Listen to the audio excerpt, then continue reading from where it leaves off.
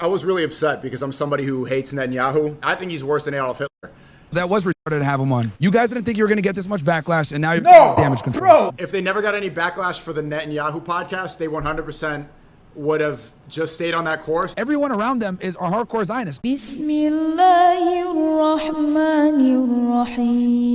I am a Riva, and I was taught how to pray Salah. That means every single time I pray, the person who told me gets the reward. 5 times a day, from Fajr to Isha. If you want to support someone like me in learning Salah, then sponsor 10 people for just £100. Remember the Prophet, peace be upon him, said, charity does not decrease wealth. Click the button and donate now. Assalamu alaikum, brothers and sisters. If you're watching this video and it's Salah time, please pause it and go pray and come back when you're done. Please check out the description section of this video to support the channel. By now you'd think most people would realise that shilling for the Israeli government doesn't just destroy your credibility, it does irreversible damage to your brand. Publicly associating yourself with a regime that is committing war crimes and human rights violations isn't a neutral stance, it's an endorsement. And endorsing genocide doesn't exactly endear you to the majority of people who still have a functioning moral compass. Enter podcast bros and Nelk boys, who went a step further than just shilling for the Zionist supremacist ethno-apartheid state of Israel by actually platforming the demonic Israeli Prime Minister Benjamin Netanyahu. This is so crazy. We are so not qualified to do this.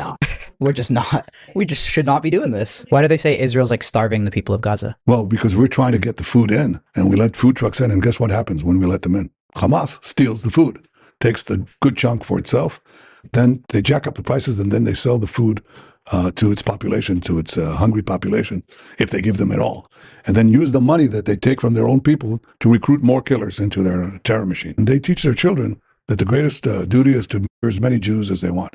The so-called moderates, the other branch, not Hamas, the moderates that are described as such, they pay for slay. The more Jews you kill, the more they pay the murderers. I mean, that's a death Which is crazy, yeah. Some of the anti-Semitism I see is pretty nuts. Yeah, well, yeah. I'll tell you, I'm an American Jew, and it's hard to identify as that. I understand. You almost don't even want to own it. But I think we just changed history. I see American Jews are very proud now. Jews around the world are very proud because we, these guys were out to murder us and do another Holocaust. The Holocaust, the Nazis murdered 6 million Jews. There are now 7 million Jews, close to 8 million Jews in Israel. They want to murder all of us, and they say so. And all of a sudden, unlike the Holocaust 80 years ago, we were completely defenseless, and they butchered us. Now we're not defenseless, but we are targeting them. And even though we have to fight the vilification that is happening in America too, ultimately, people join winners.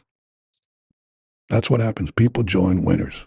As you saw in that short clip, Netanyahu made excuses as to why it's okay for him to kill Palestinian children, because he can magically read their minds. He also blamed Hamas for Israel under his orders starving civilians, whilst at the same time claiming those civilians are also extremists. He compared October 7th, which he was in on, to World War II, whilst also stating he's taking revenge for what the Germans did to his people during World War II by killing Arabs who had nothing to do with it. And let's not forget, Bibi said Israel is in the right because they're winning at genocide. The Nelk boys seem to agree with the propaganda their wanted war criminal guest was pushing because he didn't contest a single lie that he told. This to me makes it clear what side they stand on. Plus, they've already made the trip to Jerusalem and been through the humiliation ritual of touching the wall that symbolises they've pledged their allegiance to the Israeli government. Also, they never dress up in suits in any of their other podcast episodes, not even with Trump. But this time around they did, and they even put up an Israeli flag for good measure because their boss Bibi was visiting. The only thing these Nelk boys did get right was when they admitted they are completely unqualified to have a political discussion with a genocidal maniac. If it wasn't disgusting enough that these boys not only platformed Netanyahu and failed to grill him on his horrific slaughter of Palestinians in Gaza and the West Bank, they also allowed him to justify his ethnic cleansing campaign and even attempted to humanize the monster. And that's exactly why Netanyahu agreed to this podcast, because as we know, he doesn't like to play fair, which is evident from how he refuses to sit down with interviewers like Piers Morgan or Tucker Carlson, who would at the very least challenge his false narratives. Needless to say, this obvious PR stunt completely backfired on the Nelk boys, causing them to panic and go on a damage control mission by interviewing pro-Palestine streamers in a desperate attempt to salvage some credibility.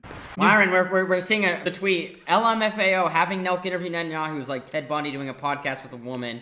These dudes are retarded. Wow, Myron. No, that was retarded to have him on. Guys, let's be 100% honest, not bullshit.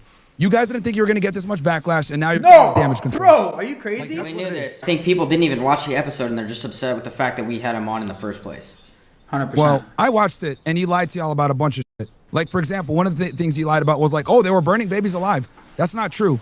A lot of the shit that happened on October 7th was a lie. There was no mass rapes. There was no beheaded babies. Whoa.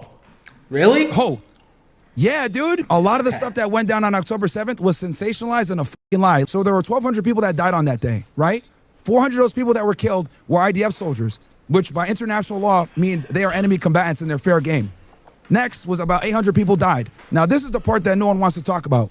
The 800 that died, right, that were civilians, we'll also keep in mind that everyone in Israel has to join the IDF at some point and do service. So you can make the argument that they're enemy combatants, but that's fine. Let's go with 800 civilians, right? We don't know who Hamas killed versus who the IDF killed. The reason for that, guys, is there was a controversial directive activated that day called the Hannibal Directive. The Hannibal Directive is authorization from the government to kill Israeli citizens and or soldiers when they're about to be kidnapped by Palestinian militias. And the reason why they do this is so they don't end up in a position where they have to exercise diplomacy and do hostages exchanges. What Hamas did when they went in there, the goal was to get as many hostages as possible to negotiate the release of Palestinian prisoners that are in Israel.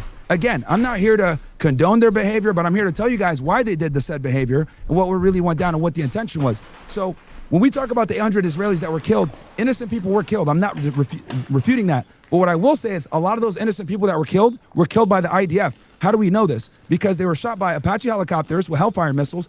Hamas doesn't have that. There was some of them in the kibbutzes, which is their homes. I mean, Myron, this is crazy now. We're going conspiracy theories. This is not conspiracy theories, bro. This is 100% fact. Because everything I just told you, I got from Israeli media.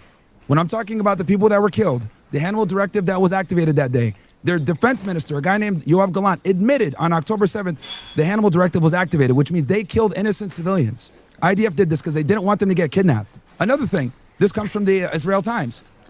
They could have got the hostages back on October 10th. But guess what? They didn't want to get the hostages back because he wanted to bomb the fuck out of Gaza and invade. Because he used what happened on October 7th as an excuse to perpetrate a war against the entire Middle East. Because Israel wants to create the Greater Israel Project and expand territory.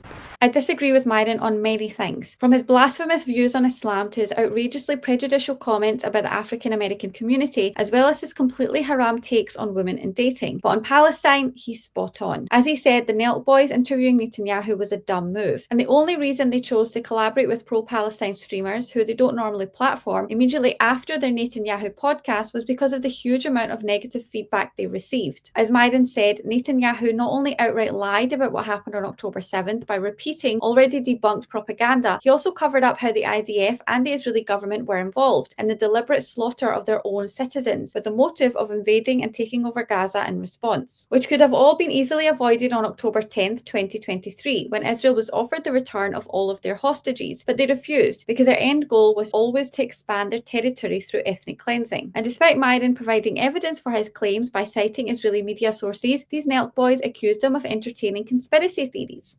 At first, I was really upset because I'm somebody who hates Netanyahu, and I know what he's doing, and it's a genocide. I think he's worse than Adolf Hitler. Netanyahu's starving people in Palestine right now. I was thinking, okay, you guys are close with the Trump administration. We know the relationship you guys have. We know how Trump is basically owned by Netanyahu, whether or not you like to believe that. You guys have seen the picture of Trump pulling out Netanyahu's chair while he's sitting down, right? Every other world leader, Trump does the handshake and brings him in. Netanyahu, he just like, come sit right here, come sit there. He's the only person that Trump seems afraid of, right? And you guys are Trump supporters. You know the slogan, America First, correct? Mm-hmm. Mm-hmm. How can we put America first but send $4 billion to Israel every year? So, wait, what about the point that I think that a lot of people make this, and I'm not saying this, but I feel like a lot of people want to say that Israel's America's strongest ally. That's what I've heard. Right. What do we get from Israel as our greatest ally? ally? But I'm not saying that. But I'm saying that when you talk about him and Trump having that different relationship, I think it's the fact that they probably talk the most. Who knows their relationship? But I feel like that's not that important, right?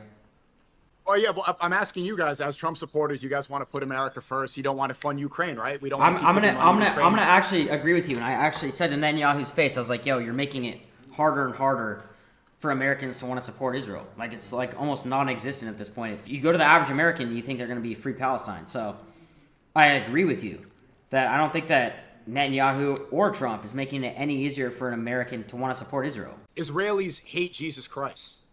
They spit on Christians. They're bombing churches and they're killing Christians. If the United States is a majority Christian country and it was founded as a majority Christian country, the difference is those surrounding countries that you're saying don't have democracy, they love Jesus, and the Israelis hate Jesus. They believe that they rejected Jesus and they're waiting for their own Messiah.